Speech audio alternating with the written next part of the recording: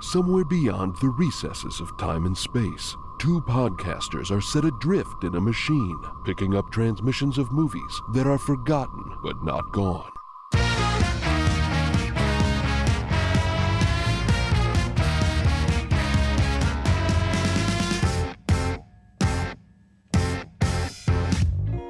Welcome to Movie Memory Machine 5-4, the mini-series where we bring you 5 films thematically related to the film we're talking about on the main feed. This week it's Nightmare Alley. I am your host, Landon Solano, joined always by my co-host, Truman Caps. Truman, it's great to see you. Landon, it's great to be seen. You know, with Nightmare Alley, I found myself constantly expecting a movie that would get a little bit more spooky and supernatural than it did. So I'm wondering if the machine has served up some movies that have an actual supernatural carnival bent to them. Maybe a little bit, maybe a little bit not. We'll find out. Shall we get started with the first one? Let's go for it. Oh, The Prestige. Yeah, that's literally what I expected this movie was going to be. Actually, this is exactly it. I thought, well, I didn't expect it was literally going to be the movie The Prestige because it came out many years ago. But but The Prestige, a movie which is set in the world of kind of carnival, vaudeville, magic, period piece, but then there is actually one supernatural thing going on in the middle of all of that. Yeah. Would you call it supernatural or just kind of like science fantasy? Spoiler alert for The Prestige. 1, 2, 3. Okay, the nerds are gone. I think that... They're not nerds, we're the nerds. The cool people are gone. I think that it counts as... we are geeks. I think it counts as supernatural when... I think that there is a level of science fantasy that becomes supernatural, like just the fact that it's... Also, when it's something that is set in the late 1800s and they've got like teleportation cloning stuff going on, it's like that you know, it's what is the Arthur C. Clarke line about technology gets to a certain level of advancement and it becomes magic. Yeah, okay, that makes sense. Yeah. Is magic supernatural? Well, I think it literally is, yeah. So, what I like about this movie in relation to Nightmare Alley is that it also has a kind of comeuppance vibe. There is a kind of karmic what you will do for power, fame, and what you have to sacrifice willingly or non-willingly in the case of Nightmare Alley to achieve that. So much of it is about showmanship and about... what you can create in someone's mind and kind of letting people fill in the blanks themselves and then kind of coasting on their assumptions to ride that to power. It's a good movie. I want to watch The Prestige again. This movie is really good. Spoiler alert, it's my favorite Christopher Nolan movie, though I'm not as up on Christopher Nolan as the rest of the world is. I don't hate him, but... That makes two of us. Hey, I like it. This is my second favorite Christopher Nolan movie after Interstellar, but it's a really, really good movie. I don't know.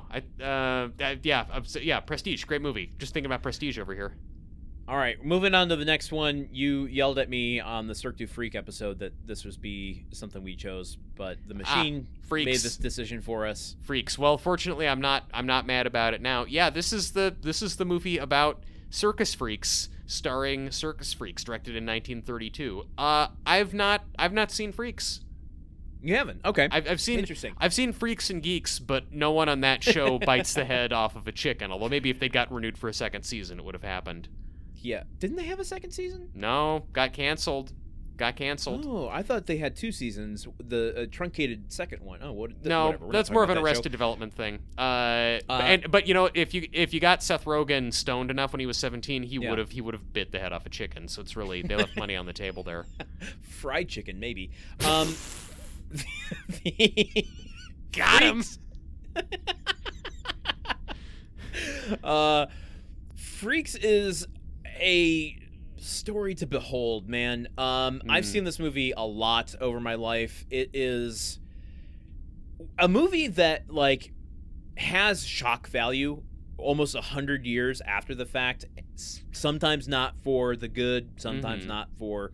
But I also don't think it's what you expect this movie is going to be. Yeah. It is told... I mean, it's a karmic story about, you know, what can come back to you if you don't put good in the world, if about equity and treating people right, and integrity and dignity, while at the same time being an exploitation film. And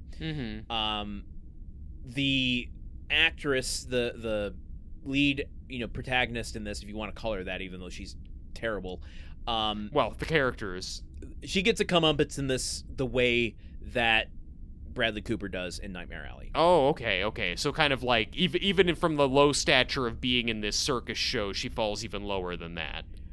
There's, the oft-repeated quote from this movie, one of us, gabba gabba, gabba gabba, one of us.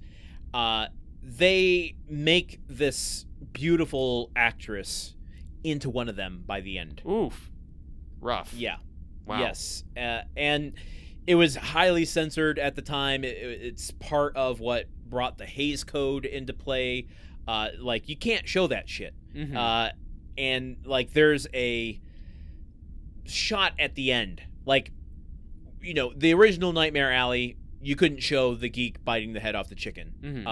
This essentially shows that before you couldn't show that. Wow. And probably not trick photography. That's a real chicken. Well, I mean, she's not biting the head off a chicken. It's not. She kind of becomes the grotesque chicken at the end of the movie. Wow. It's weird. Okay. Yeah, it's deeply unsettling. Would you say it's freaky? I would say it's freaky, Truman. Okay. I think that's very apt. Thank you. Okay, well, that movie sounds disturbing, and I don't know if that's going to be high on my list.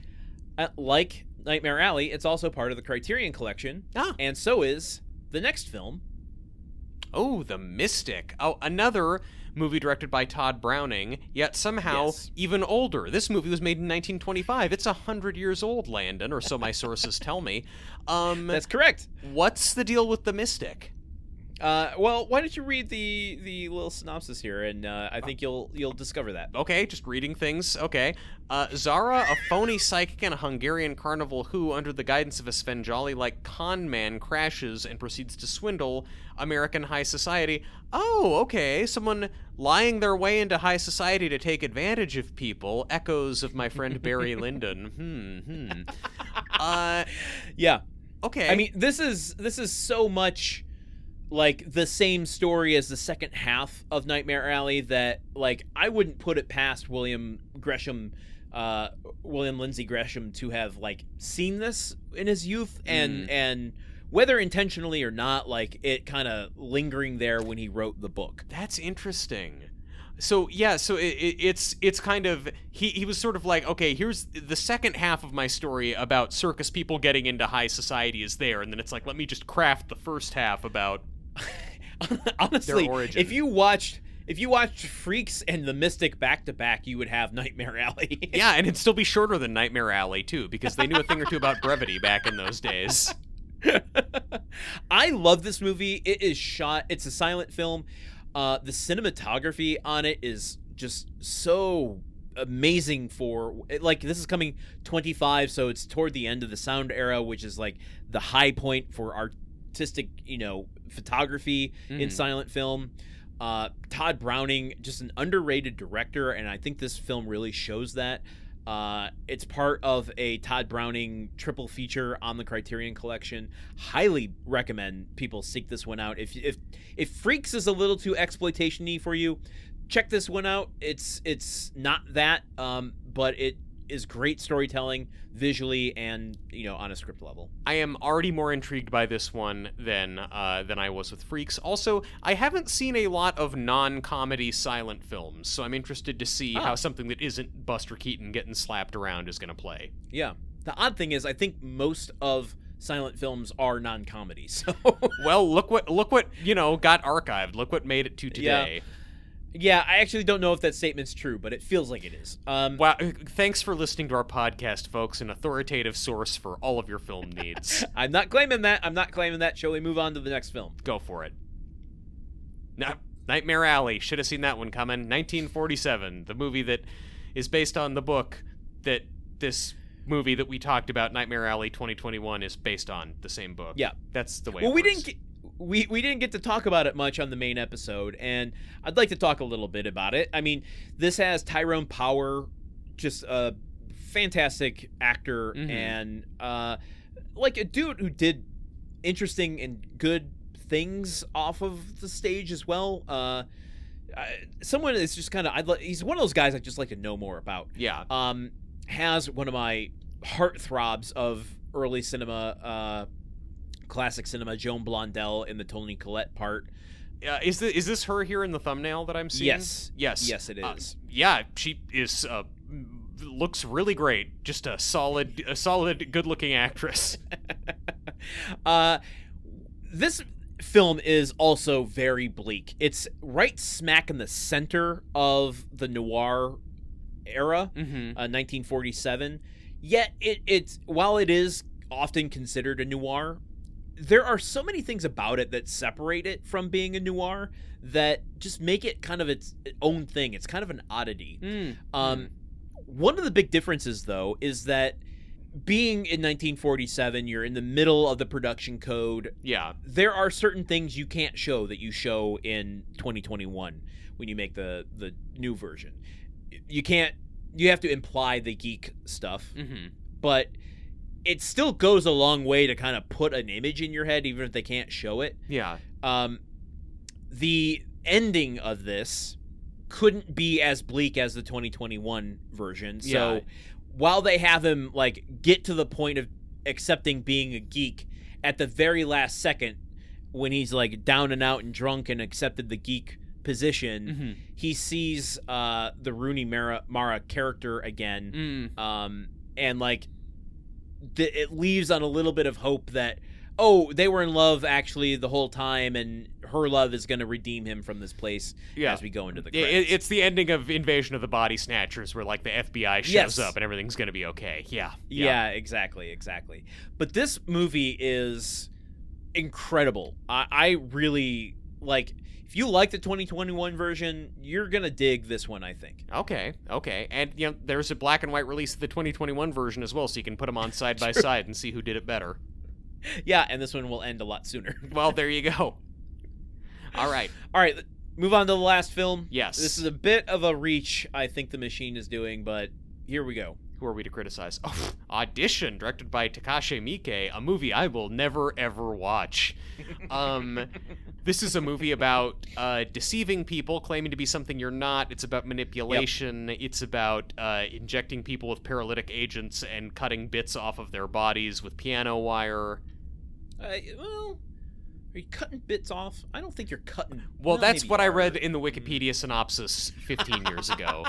Because I was like, everyone's talking about Audition, and I am definitely too scared to see this movie. Yeah, I guess she does chop off someone's head with piano wire at one point. Yeah, but it's one of those things where you see the tenseness on the neck, and then you don't see the decapitation.